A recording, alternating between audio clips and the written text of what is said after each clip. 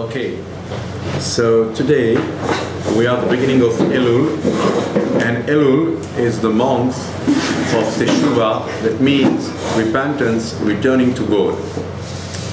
I want to begin with Ilchot Teshuva, the laws of repentance in the Rambam, Maimonides. The Rambam says there are 4 degrees in a fault, in a sin. You know, in the Torah you have the things that you should do and the things that you shouldn't do. So if you neglected to do something that you are supposed to do, for instance, one morning you didn't don the tefillin, so as soon as you repent, you are forgiven. Why is it so? The Tanya explains why. He says, because there is no purpose here to delay the forgiveness of God. Because you cannot do anything. What is done is done. What you missed is missed. One morning, for instance, you didn't don the tefillin, you cannot replace this morning. So as soon as you ask for forgiveness and you take the commitment not to do it again, you are forgiven.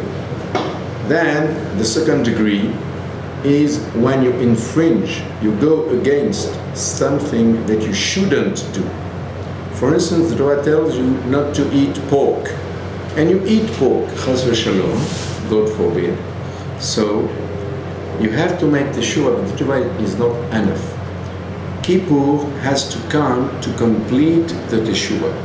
That means at Yom Kippur, you know, there is a revelation of divine light. And I think that it's not by chance that the people come, all the people have the habit to come at Yom Kippur. Even if they are not religious at all, they come at the last moment of Yom Kippur, which is called Ne'ilah. And it happens to be in our books the moment which is the holiest moment of the whole year. And in this moment you can reveal the deepest aspect of your soul, your divine soul. So with this light you can erase even these transgressions that you did, that you shouldn't do something and you did it. And the third degree, and we have to understand this deeply, for the time being I'm just doing the list, and afterwards we have to think deeply all which is behind all this. The third degree, Gani, is when someone is committing a sin which is normally punished by the Torah with death penalty, either from the man or from God.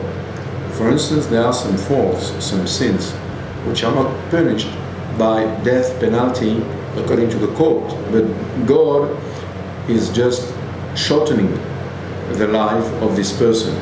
If someone, for instance, has sexual intercourse with a married woman, and he was warned by 2 witnesses not to do it, according to Torah, he has to be killed. But if someone does the same sin with his sister, it's an incest. So it's not punished by death penalty, by human court, but only by heavenly court. God is going to shorten his life. This, to erase such sin, one needs Teshuva, repentance, then Yom Kippur, yes, the Day of Atonement in English, and also suffering that God will send to him. And very often people say that suffering is an atonement for the faults, for the sins, but they don't explain why, and we have to understand deeply why suffering is an atonement for the sins. Why? And the thing is like this. We have a tremendous story in Gemara Ta'anit, Tractate Ta'anit, which speaks of fasting, among other things. It's the story of the master of Rabbi Akiva. His name was Nahum Ish Gamzu. He had no arms, no legs, he was blind, and he was lying in a bed, and he couldn't move, and his Talmidim, his disciples, told him, "Our master, there is a danger that your house will collapse. So we take you in another house. So he said, you want to move me? Okay, but first we have to move the whole furniture, because as long as I am in the house is not going to crumble down. But as soon I get out of the house is going to crumble down on the furniture. So please take out the furniture first and take my bed at the last moment. They did like this. As soon the bed passed the threshold of the house, suddenly the house collapsed. So they understood that the whole house was holding through the merit of this tzaddik. So they told him, our master, if you have such a merit, how is it that you are in such bad condition? You don't have arms, you don't have legs, you are blind. And he said, I caused to myself all this. Why? Because one day there was someone, he was very, very poor, and he saw me. I had a donkey, 3 donkeys, with food, with drinks, with sweets. He saw me and he asked me, please, give me food. Rabbi Parnaseni. I didn't refuse. I told him, yes, just I have to unload the donkey. And the time to unload the donkey, he fell, he was dead. He was at the last moment. So I was not quick enough. So I said, my legs, which didn't run to you as they should have run. I pray God that my legs should be taken away from me, and my arms, who didn't have pity on your situation, should be taken away from me, and my eyes also. But why? Why is it like this? It's a very high degree, because concerning the common people, we always say in our prayer, God, please forgive our sins, but not through bad diseases, not through suffering. We ask for this, and he asked for suffering, he asked for diseases. Why? For handicaps. Why? We can understand that when someone commits a sin, it's like a stranger inside his soul. A stranger, something which is very, very different from the divine part of our being. And what does he have to do? He has to vomit this. You know, when, for instance, someone swallowed a nail, he has to vomit it, because the nail cannot stay in the stomach. And what is the way to vomit it? When you say, wow, I made such a sin, I don't want, it's not me, it's not possible. Such a regret is a way to put away the sin from you, to get detached from it. And that's the beginning, the best beginning of the Teshuva, of the repentance. So the Chum Hish Gamzu, the master of Rabbi Akiva, in his level, he wanted to keep this shout his all his life long. That means all his life he said, I don't want these tools of evil things, my arms, my legs, my eyes. They were the instruments of bad things, and I want to get away from them. And by being away from them is a way to be away from the fault, from the sin.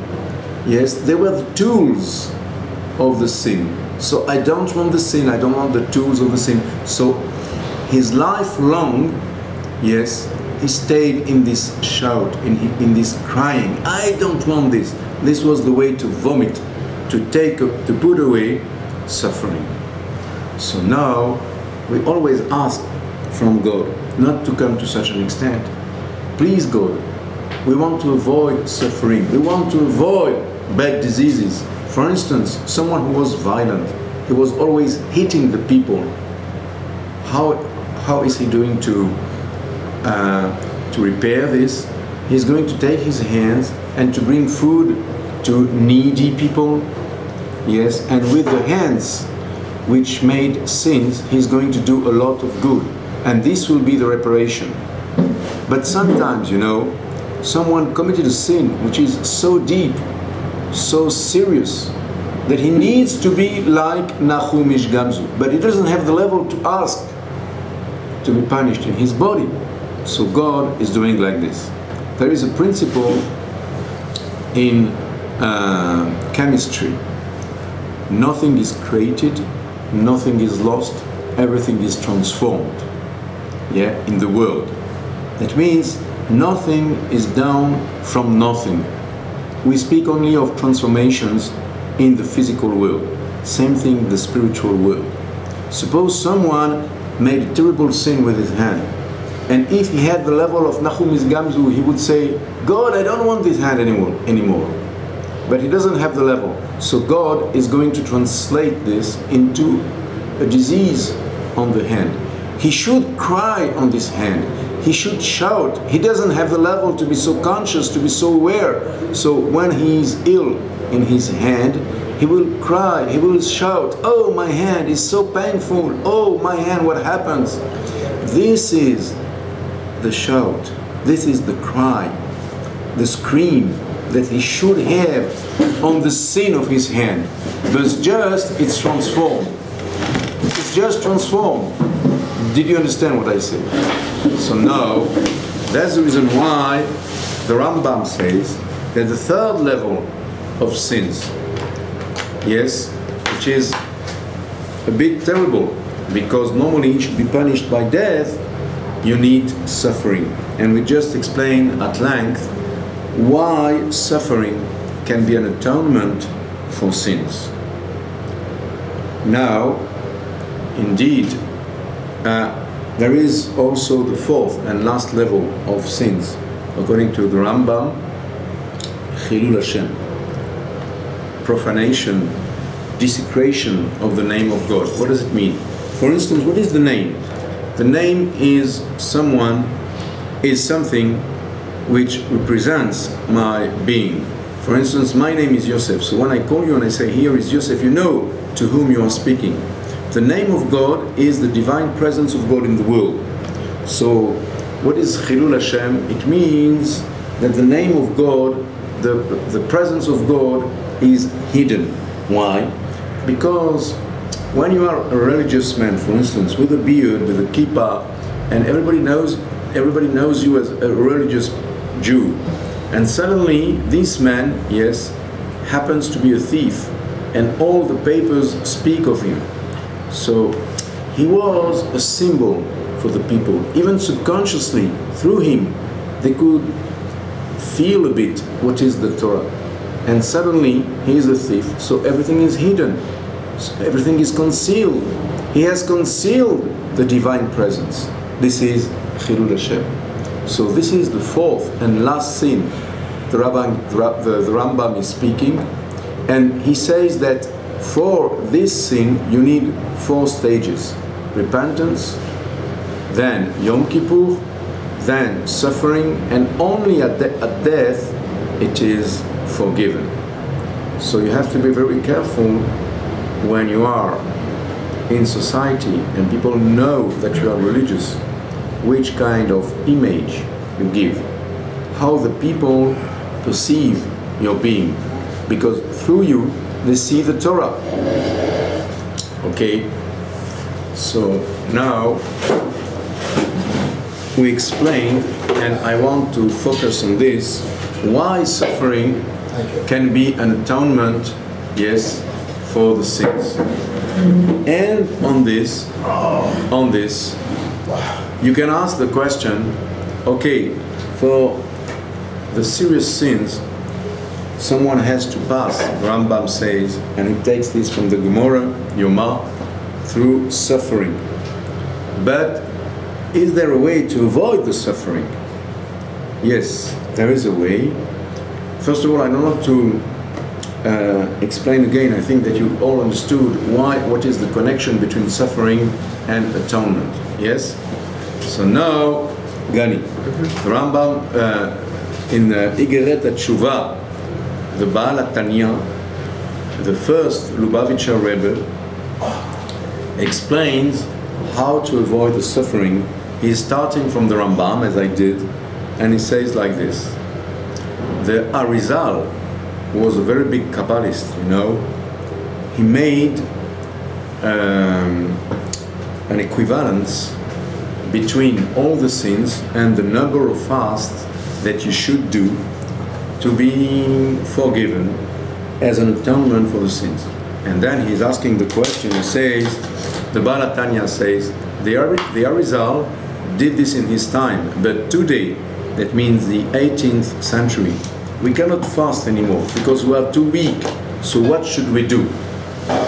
So let's first understand why the fast is an atonement for the sins. Why should we fast, for instance, on Yom Kippur? The thing is like this. In Chassidut we explain it's as if you have two souls, the divine one and the animal one. And the animal soul, Nefesh Ba'amit, is not a bad thing. You need this energy, this animal energy, because with this you can build the world, you can work, you can do this, you can do this. And indeed, the animal soul is serving the divine soul. Why? Because the animal soul has a craving for eating, a craving for drinking. Once you put the same craving to spiritual things, you sublimate this craving, the divine soul is gaining, because the divine soul doesn't have animal cravings, so to say. So when you convert the animal soul, you eat to learn more Torah, and you are sincere, you eat to honor the Shabbos, you convert the animal soul into divine power, you help a lot the divine soul. On the day you fast, what do? The animal soul, the animal strength which is in you is weakened, is silent, and it gives way also to the divine soul to be expressed more. Because very often the animal soul with all the cravings is not sublimated, and when it's not sublimated, it's against the life of the divine soul.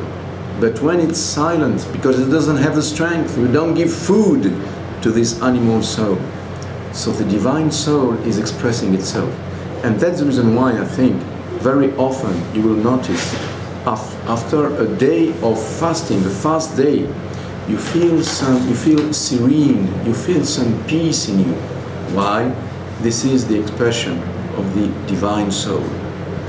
So now, this is the reason why the fast is an atonement for the sins. Because what caused the sins? Not the divine soul, the animal part of you. And when it is silent, when it is subdued, and the divine soul is coming at the surface, so it's like a compensation, it's like a reparation of the cause of the sin. But the Tanya says that today we cannot fast because we are too weak. And indeed, it's written in the Gemara. There are two verses, a contradiction between two verses. One is saying that when you fast, you are a holy person. And the other one says that when you fast, you are a sinner. So, sinner or holy? And the Gemara says, it depends. If you can do all your normal activities when you fast, you are a holy person. It's very good. But if you can't, if you are a bit tired, you cannot learn the Torah as usual, you cannot work as usual, it becomes a sin. And the Baal HaTanya says, in our generation, it was in the 18th century, there is weakness. People cannot fast because they become weaker when they fast. So they are not supposed to fast. They are not authorized. It's not permitted to fast. So what should they do? He says they should give a lot of tzedakah, a lot of charity. But what is the connection between fasting and charity? How can we explain the connection? The explanation, I think, is like this. In the whole Talmud Yerushalmi, the Jerusalem Talmud, charity is called ha-mitzvah, the mitzvah. Why? So it's explained like this. the soul, the divine soul that we have in ourselves, is the divine spark, is a part of God Himself in a human being, so to say. Something, a reflection of God's presence. And indeed, why God did this in such a way? Why my soul and your soul didn't stay there with God in heaven? It's so much more pleasant than coming in this difficult world. Why it was put in a body? And the answer is that we came in this world, material world, in this body, in order to elevate the world, to sanctify the world, the matter. And once we finish all this job, the Mashiach is going to come. And this is why the Mashiach comes on a donkey. Because donkey in Hebrew is chamor, the same letters as chomer, which means matter. Once the Mashiach comes, he will ride on the donkey, on chomer, that means on the matter, because the matter will be completely at the service of God's purpose. It won't be against God's purpose. And we came in this world to sublimate the world. So when you give tzedakah, what do? 6 days you are working, you are toiling, you are sweating, and you cannot sleep as much as you want. You cannot eat as much as you want because you are in business. You have to call, you have to go to an appointment, and you have to convince someone, please buy this, it's good merchandise, and so on.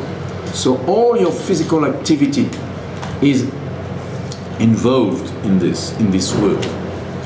And with this work, you get money. When you give part of this money for a good purpose, either for Torah learning or for the needy people, the poor people, you convert the whole tiredness, all the efforts, the physical efforts that you made during the week, you convert them into spiritual strength. That means that you elevate the matter. You were in the matter, inside the matter, to earn your livelihood during hours, during days. And from this, you make something spiritual. So it's a tremendous thing. And when you fast, the animal life which is in you, which is the cause of the sins, is subdued, submitted to divine, subservient to divine soul. But when you give charity, you take the animal soul and you make from this something spiritual. So that's the reason why in our generations that we don't have atonement through fast, except the obligatory fast, of course, Yom Kippur, Tisha B'Av, and so on. The Baal HaTanya says the solution that we have is to give a lot of tzedakah, a lot of charity. And on this, he's explaining a verse by the prophet. But first, let's stop a bit. Do you understand me? Do you have questions? Yes, Gani. What if, like, say, for example, you're addicted to something and it's like, you know, you're doing something that's, and one of the things it involves is that you're doing something simple, but you can't help yourself, and you keep trying to not do it. You keep trying to do it, not for days, you try to stop it yourself for days and days, and you have a relapse. And then afterwards you keep trying not to do it for days and days and days, but you occasionally can't, it gets to the point where you can't stop yourself. It's a good question, but just, I don't understand so well the connection with our lecture. No, I mean, does he have to make an atonement, like let's say, some of the more common problems today, gambling, if you're a man, how should I say it, you know, or a man, you know, he's not married, he's young, he has a very strong inclination, you know, has nowhere to... I understand. I will answer. Please. you do tshuva, let's say you're a compulsive gambler or something. It's not enough to say, I'm not going to do it. You have to, if necessary, go to a therapist. You have to eradicate it. Yeah. Because you are going to have relapses. You can't treat it, second and third hand.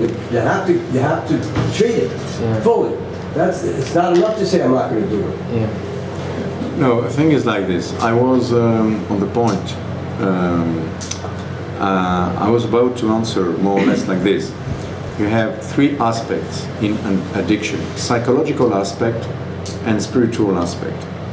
Suppose someone had an addiction to something which is very bad.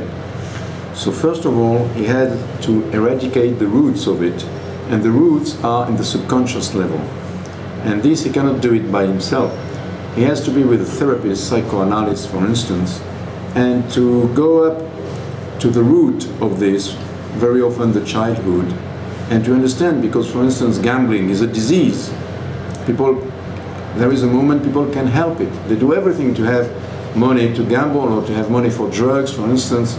So first of all, of course, this person needs a therapist. And after he's healed of all this, he has to think, what did I destroy with his habits? Yes, I took money from my parents. I cheated the people in order to get money. So he has to repair, and the first thing is to repair with the person that you caused damage to him. Yes, it's written in the laws of Yom Kippur that Yom Kippur helps you to get atonement from God. But what you did, what you harmed the other people, you have to repair with them. Yes? For instance, if I made damage to your car, I have to pay. I cannot say, Yom Kippur, please God, forgive me because I made damage to his car. So God is going to answer, of course I will forgive you, but first you have to pay. Same thing here. For addiction, first there is a need of therapy, because a psychological problem, it's not only a spiritual problem, it's mainly a psychological problem. So you need to know the roots, the hidden roots of this habit, this addiction. And then you have to think, because of this addiction, I made a lot of harm, yes, to the damage to this person. Now I'm going to go to them and I'm going to ask for forgiveness, and if I have to pay, in the long run, I hope that they will be able to pay every month a bit. This is the way, in my opinion. I know that the Baal Netanya writes that not before the last coin is out of the pocket will come Mashiach. He said tzedakah, because he says that give a lot of tzedakah, and he goes even so far to say not till the last coin is getting out of the money. I don't know if it's the wallet, the purse, then Mashiach will not come till the last coin is out of this purse. What does it mean? I studied the Tanya several times. I never saw this in the Tanya. I was about to say something. The Tanya says like this. It says there is a mistake. Apparently there is a mistake in the prophet, in the prophecy, because the verse says, "Chazdei Hashem kilotam." The goodness of God, because we are not perfect. Because we are not finished. Because we are not finished. Tamnu means exactly completed, finished. So he says, the verse should say, the generosity, the goodness of God is not finished, is still on. So why? The goodness of God, we are not finished. Lo tamnu. He should say, lo tamu. Yeah? And explains like this. Explains that indeed, Chazdei Hashem kilotamu, the generosity of God is never finished. It's infinite. But why does he say lo tamnu? We are not finished. We are not complete. He says we have to behave with the same generosity of that God is behaving. Chazdei Hashem. Why? Because we are not finished. In the meaning, we are not perfect. So he says in our generations, it's very, very important to give tzedakah. Of course, to give tzedakah, you have to know how to give. We made a shiur on this. You have to give in a secret way, if you can. Yes, for instance, we see in the Gemara Ketuvot that Nakdimon Ben Gurion was giving a lot of tzedakah, and nevertheless he became ruined, not a penny, nothing. Why? He became, his daughter had to beg for food. And the Gemara gives two answers, and one of the answers is Lichvodo Yosef. He was doing this to show off. So it spoiled everything.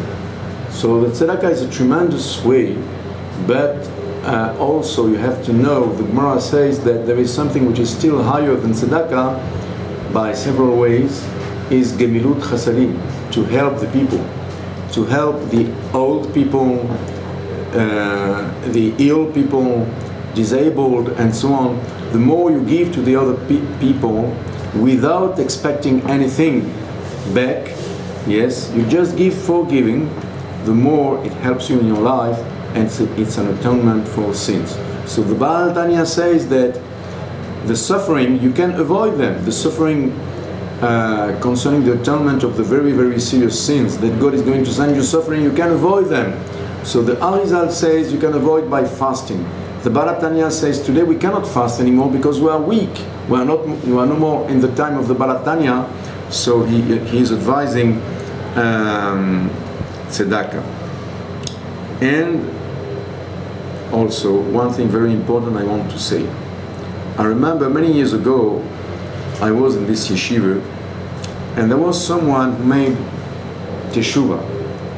That means he was Israeli, he was living in Germany, and he decided to stop his life in Germany to come back to Israel to be in the yeshiva. He was in this yeshiva, he was learning very seriously, but he was always obsessed by the fact that he was not at the level that he should be. He should be at this level and he was under the level, and this is very bad to think like this. I told him, listen, it's written in the Gemara, Ein HaKadosh Baruch Hu ba bitchunya im briotav. HaKadosh Baruch Hu is not a tyrant. He is not behaving as a tyrant with his creatures, with human beings. That means God is demanding from us only what we can do, no more. So you cannot jump, yes, you know, in one shot to the top level. You have to be patient with yourself. Don't be full of remorse, of guilt. Yes, I did this and I shouldn't, and so on. You do your best. You cannot in one shot arrive at the top. It's impossible. And all on this, and he was very relaxed afterwards. I saw him many years this summer. He told me many years after I saw him, and he told me this summer, when you told me this, it did me a lot of good, because I was in a way which was too difficult, full of guilt and so on. So I told him also a mashal, a parable, which was given by Rav Wolbe, Zichno Livracha, but the time he was teaching in this yeshiva, Rav Wolbe. He told us like this: there is a king, and the king is getting out of the palace, and he's coming in a kind of coach, you know, and there suddenly he's sitting in the coach, and he's ready to go away, to travel, and suddenly he says, oh, I forgot something. I forgot a book, for instance, yes, at the 4th floor of my palace. So he calls his servant and he tells him, please, go there at the 4th floor, on the table you will see a book, go and fetch it and bring it back to me. So the servant is going. Rav Wolbe said like this: the king is not expecting that the servant will take a spring, and with a spring he will go like this, he will jump to the 4th floor. The king knows it's impossible. So the king knows that the servant has to go the stairs step after step, and he is not angry at this, not at all. But what could make the king angry? If suddenly the king hears that this guy, this servant, I'm waiting for him, and he stopped in the middle of the stairs, and he's talking with this, and he's talking with this person, he's talking with this person, he's taking all his time, and I'm waiting for him. So this, you know, could make the king angry. So Rav Wolbe told us, what is the parable? The king is God, and the servant is the man. And we have a mission to go up to the top, the fourth floor. And God knows that we cannot take a spring and just, excuse me, arrive at the top in one shot. There are the stairs, there are the steps, and on this God is not angry. He is patient. But if you don't do your maximum, or something which is close to the maximum, let's say like this, God could be angry. It takes you time, of course. We understand this. We don't demand what you cannot do. God is not a tyrant. But at least you have to try all the time. He gave us an example. He said, sometimes you see, there is a Bachur in the yeshiva, he's praying, and he's fully concentrated. It's hard to be fully concentrated in the Amidah, and he succeeds. He's completely concentrated. And suddenly, he said, at the middle of the concentration, he has a thought. Everybody is looking at me. Everybody sees how much concentrated I am. So Rav Wolbe told us, it's not terrible. It's not serious. It's normal. It's normal. You have sometimes thoughts like this. Just put away the thought and don't be guilty. You cannot jump in one shot. This is the way he told us.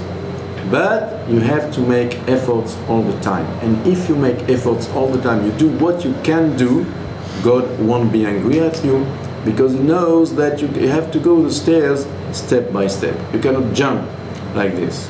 And very often also, people who go too fast, yes, and they take on themselves things which are difficult. They are not on the degree of taking this. They can afterwards crumble down, you know. They can collapse. They can leave everything, chas v'shalom. Yes, I remember Rav Rovitz once, he made a drasha on it. He said, I see people here, they are going too fast. You have to be progressive.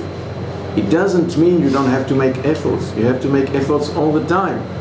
But you know, someone who climbs the mountain, yes, he's not going to jump, because if he jumps, he will fall.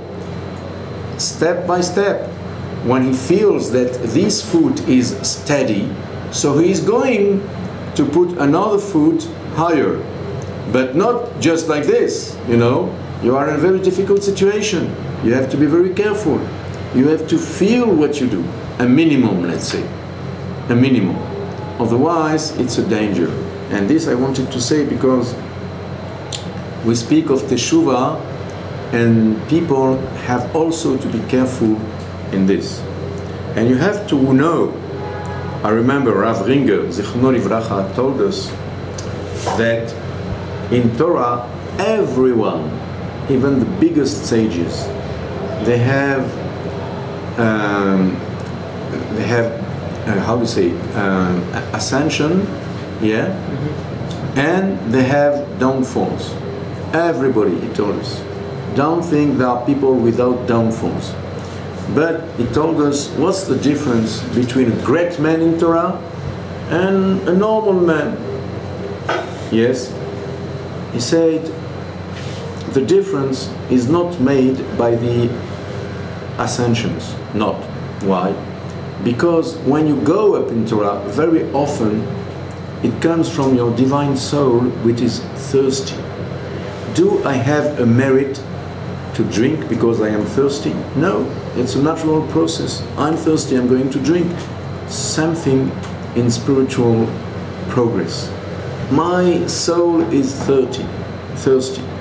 I realized that till now my life was empty, so I'm going to learn this. For the time being, you don't have so much merit. You have, but not so much, because you are pushed by a natural tendency. But what will happen? Suddenly, you won't have the same desire to learn. I don't feel this morning the strength. I don't feel the push. I don't feel... I'm not so concerned by this. I want to be in my bed. It's a downfall. But this downfall is for good. Why? Because God took away from you the thirst. And now, if you do it, if you build it, nevertheless, it will come from you, from your effort, and not from the natural thirst for spiritual things that you have in your divine soul. You understand? That means God sometimes takes the desire from you. Why? Because you have to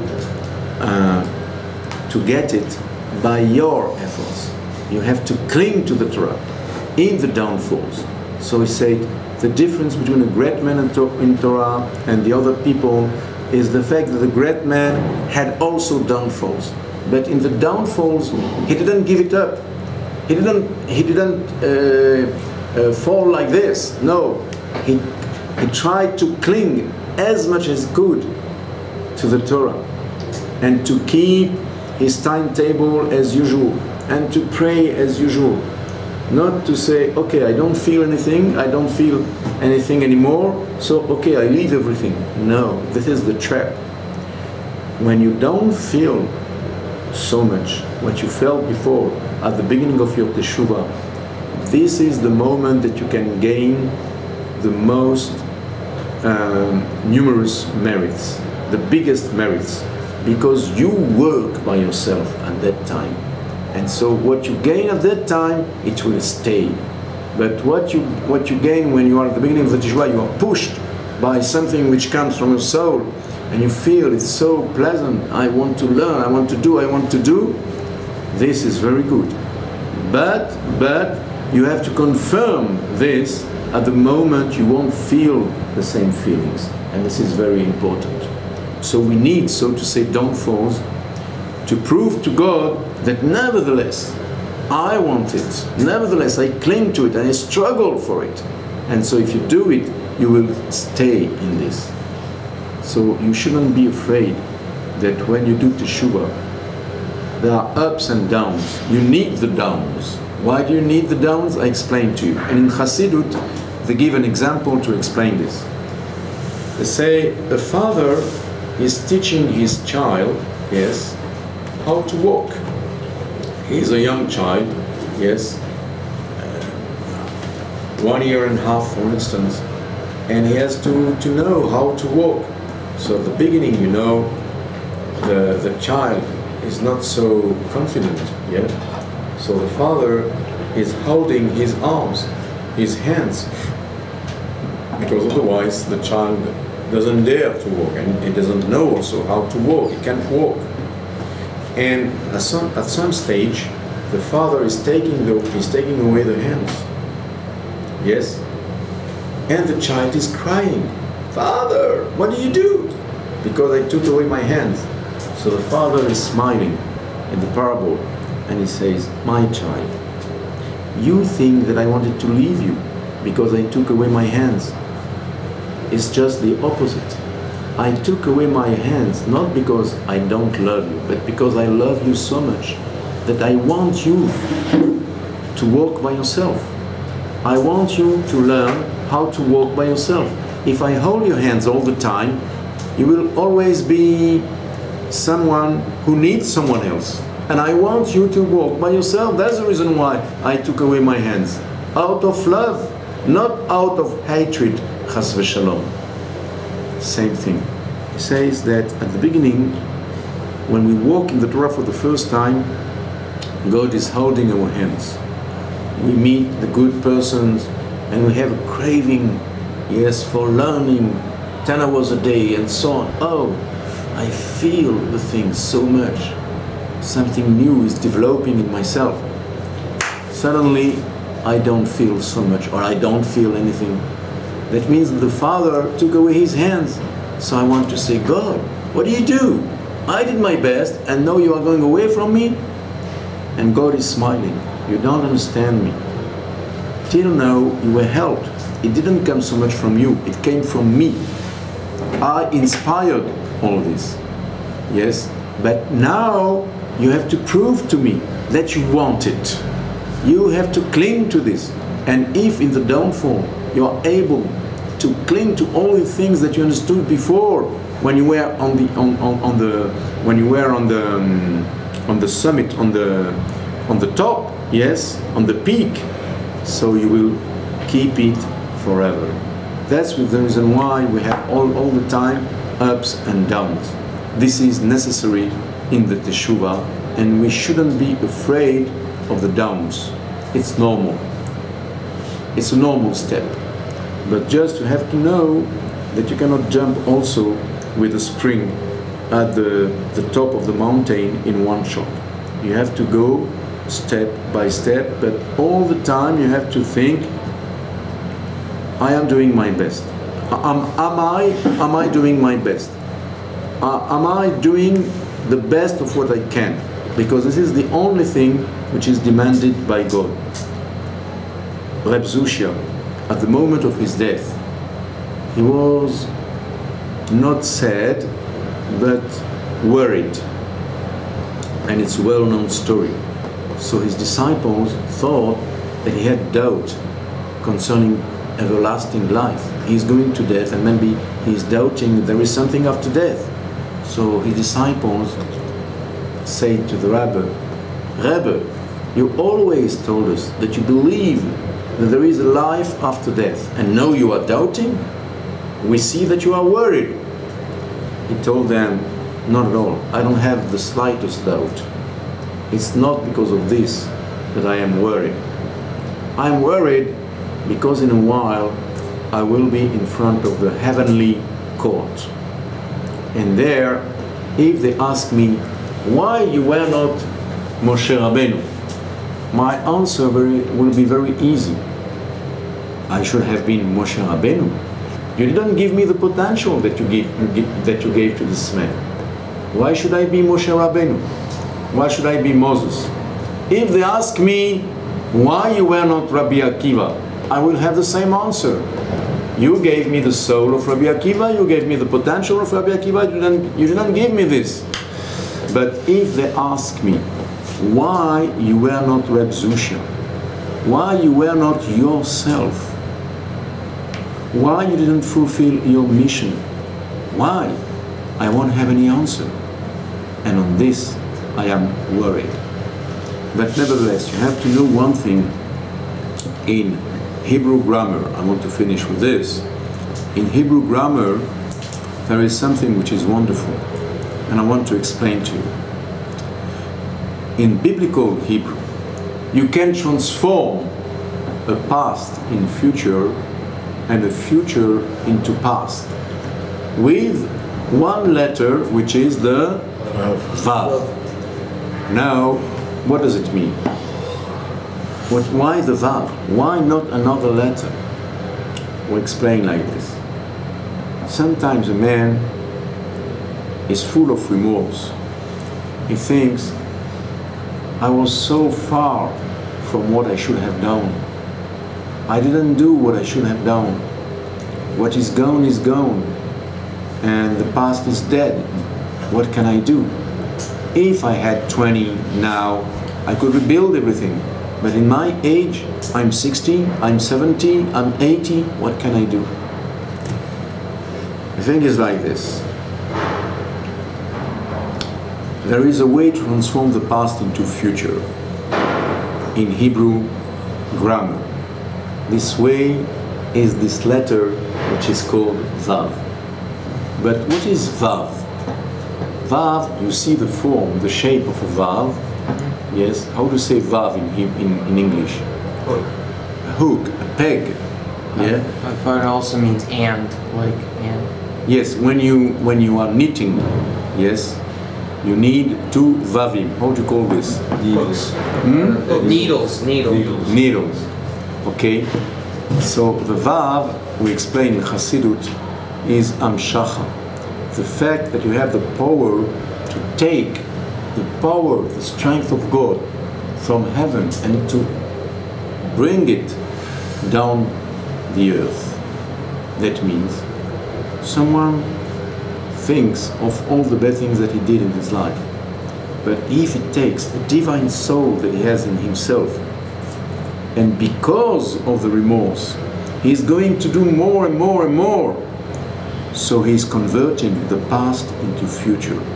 Because through the sins that he did, he has such remorse. And it's awakening in himself such a desire to rebuild.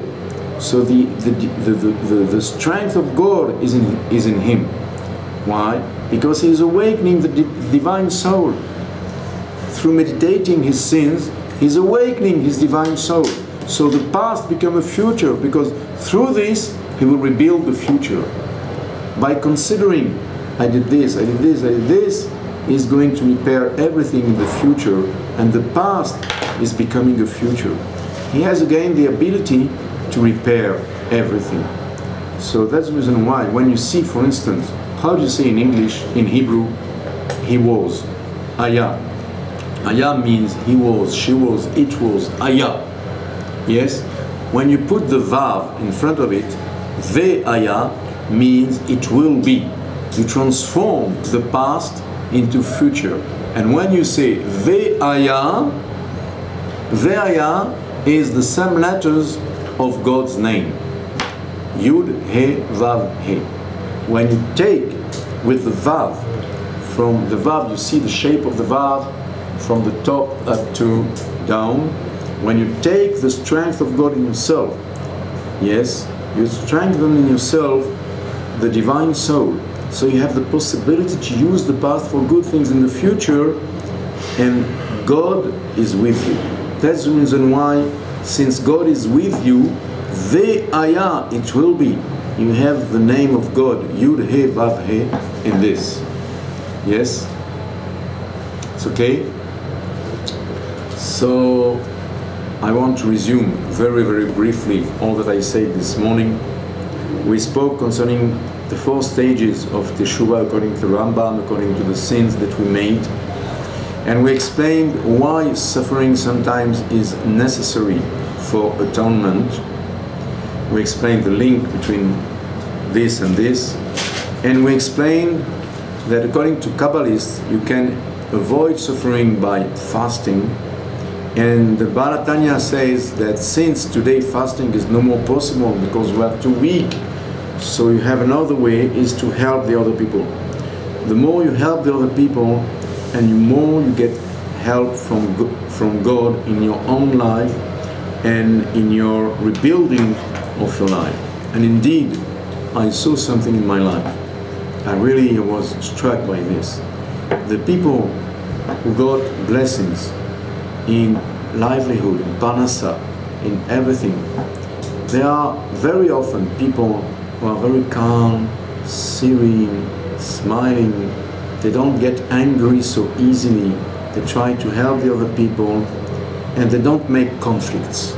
And I saw, really, these people have a special blessing. So the way you behave with the other people, it's very, very important in Torah. Because very often people, you ask them, this man is religious, he will tell you, yes, he's religious. He's donning tefillin, Shabbat, kashrut. 3 things. Shabbat, kashrut, tefillin, he's religious. But if this man is very angry at everybody, he has a bad character, he's how do you say, unjust, yes, in his reactions, he's hitting his wife. You can say that he is religious? No, he's not religious, he's a clown. Yes, he gives himself the impression that he's religious, but he's a clown. You understand? So it's very, very important, because we see that when the Baal HaTanya speaks of the way of atonement, the way to avoid suffering, he doesn't tell you things like learn Torah 24 hours a day and so on. Of course, he says that it's very important to learn Torah, of course, but he says help the other people, because this is a very, very big refinement of your being. And I explained why the fast is a reparation of the sins. Why? I explained 3 things which are important this morning. Why suffering is an atonement for the sins. Why the fast is an atonement for the sins and can replace the suffering. And why tzedakah can replace the fast. Yes? Okay. I don't know if you followed everything. It's okay, it was not too difficult. Yeah? I don't think so. You have a question, please. I have a question. You talked about giving tzedakah, but when you give tzedakah to somebody, how do you know if he's true, if he's authentic?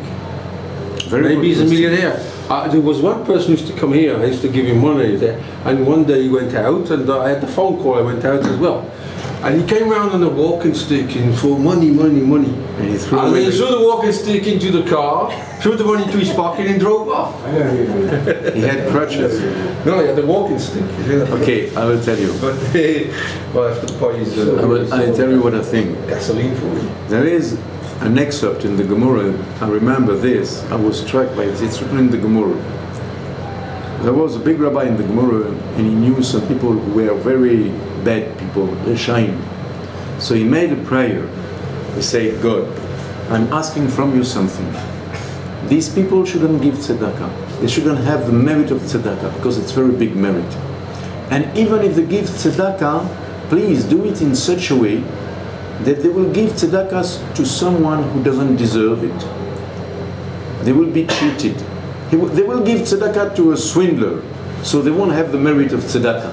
So from this Gemara I understood that it's not enough to give.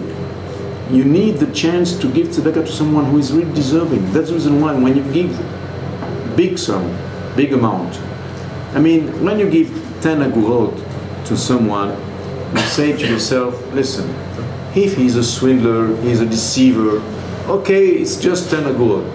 I won't be poor because of 10 agurot. And if he really needs it, I don't know him, at least I gave something, and if everybody's doing like me, he will have something. You understand? Because you don't know the person.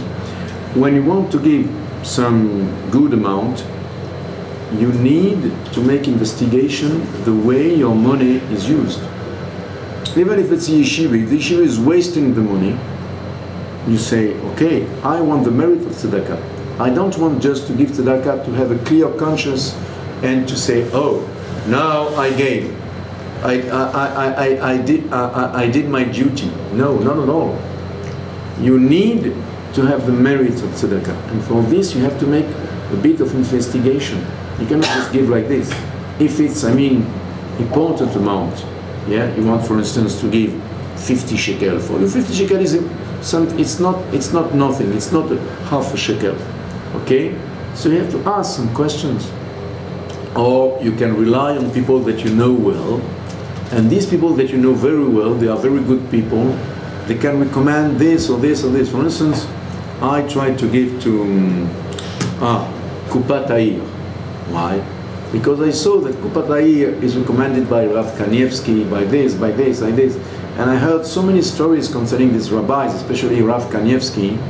Yes, I had a pupil, a Talmud in France. He just made Aliyah this month.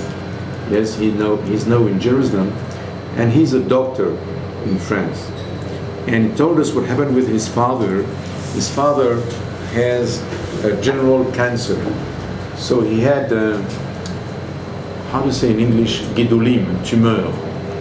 Growth. A growth, a tumor. Tumors everywhere. So he told us, he brought him to Rav Kanievsky, and he's a doctor. And the father did not want to go. Yes, the father was not so religious, but he forced his father to come in a plane and to come to Bnei Brak. And he told us Rav Kanievsky made a bracha.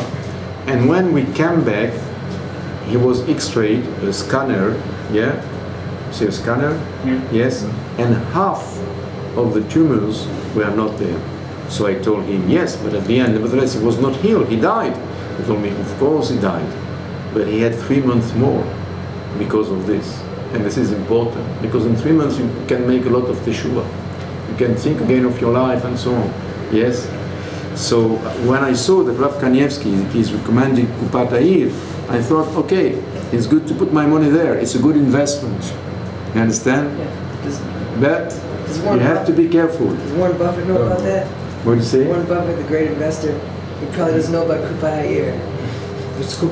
Warren Buffett is a great investor, the richest man in America. He's very famous for making good investments. He doesn't probably know about Kupat Ha'ir, he's not a Jew. Yeah.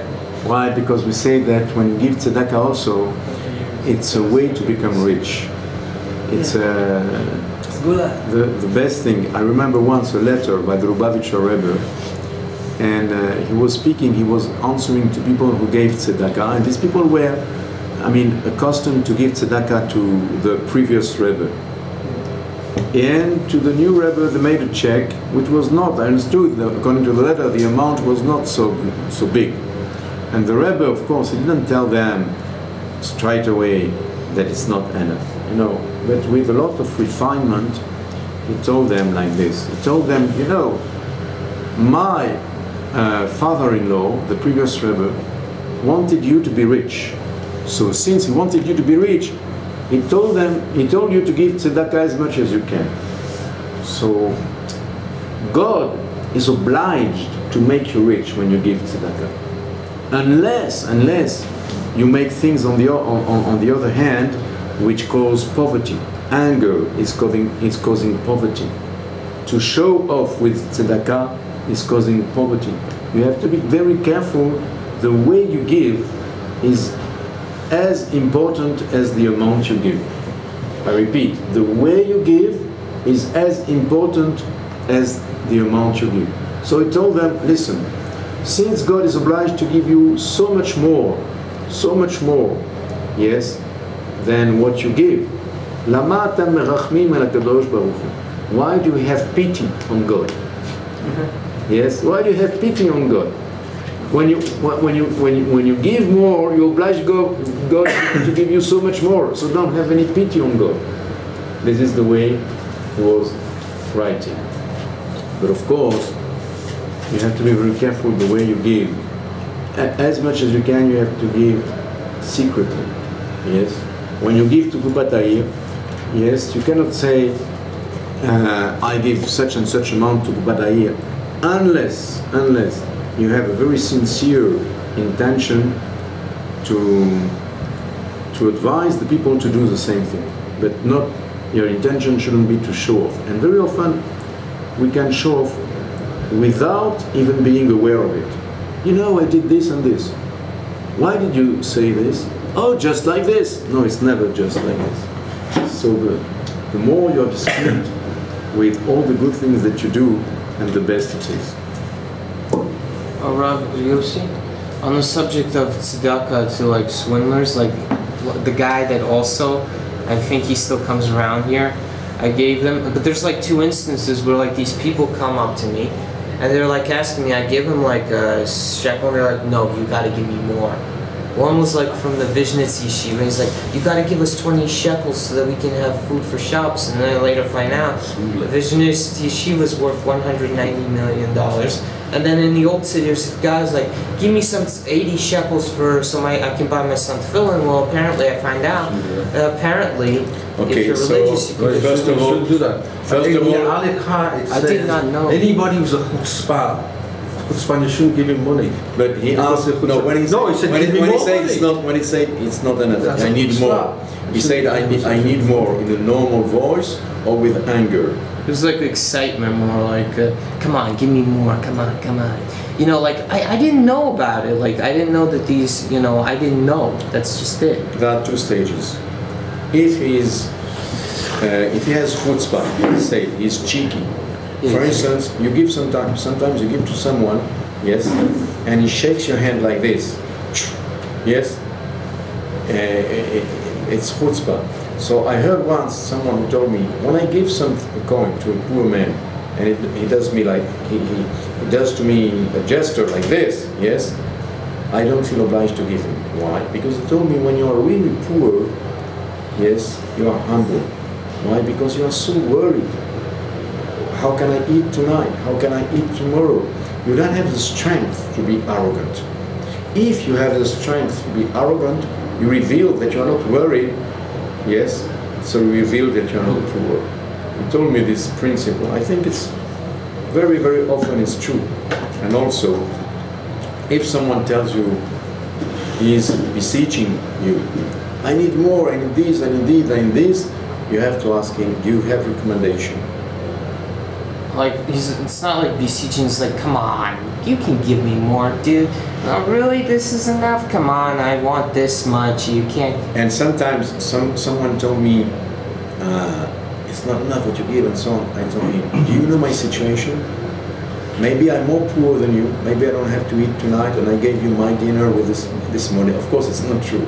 But just I wanted to tell him, how can you judge the people like this? You know, no, Baruch Hashem, I have money. But just I wanted to make him understand, to be aware that you are judging someone and you are making reproaches that it's not enough. But you don't know my situation. How can you speak like this? I told him this, and you have to say this. What if somebody's smoking? Do you have to give him money? Oh, I thought of this. Once I had the problem in the grocery. You say grocery in English? Grocery store. Yeah. The grocery store, which is just near to my building in France. There is a woman. She's not Jewish, but nevertheless I give because she's sitting at the entrance of the grocery store, and I give her a little coin when I can, a little coin like this. Why not? And once I saw she was smoking, and I thought to myself, should I go on or not? And I thought to myself, she may be poor, and she has the right to have some pleasures. Why not? If she's smoking 3 packs. Actually. Packs. Yeah, like those are like packs where you have like Chavila, what is it? Packs. Yeah, 3 packs of cigarettes every day. Of course, I will say I stop. But if sometimes she has a cigarette, so I thought I cannot deny her the right to have also some pleasure. You cannot live without pleasure. You understand? So it doesn't disturb me so much. It's a personal feeling, you understand? Yes. The person who goes around and pretends I have a bad leg or a bad arm. There's a Gemara, it says eventually he or she is going to get it. They're going to need an operation. If they're lying, they say I need an operation for this and that. Yeah. Eventually, this is brought. You're going to get punished. This is brought. Listen. This is brought in the Shulchan Aruch. What you say, Yoredea Siman Resh Nun He. In the Yoredea Siman Resh Nun He, he says that if someone doesn't need and he's cheating the people and he's begging, he won't finish his life without being in serious need. And at the end we have the opposite. You have someone who is in serious need, but nevertheless he can live in hardship without begging. That means if he doesn't beg, he won't die. It's not pikuach nefesh, but he will be in hardship, and he prefers being in hardship than asking from the other people. And the Shulchan Aruch says there that this man won't finish his life before he will be able to give lefarnes, to have in charge the other people. What about like? And on this man is written, Ashrei HaGever Asher Yiftach B'Hashem. The Shulchan Aruch says that on this man is written, lucky the man who puts his trust in God. But the Shulchan Aruch says, if someone cannot live without tzedakah, he cannot live without tzedakah. If he's not taking tzedakah, he will die. And nevertheless, he doesn't want to take tzedakah, he's a criminal, because he's committing suicide. This man is obliged to take. And his pride, the Shulchan Aruch says that his pride is just a sin. I was going to ask, like, what about a poor person that gives tzedakah, like to other poor people? He doesn't have much, but he still gives tzedakah. Okay, listen. Tomorrow, you will be the first to speak. Before I begin the shiur, you will ask me the question, and I will answer the question. Why? I could answer no, but I want the other people also listen to this question and listen to my answer. So tomorrow you ask me before I begin the shiur, you ask me the question, and I will answer to your question.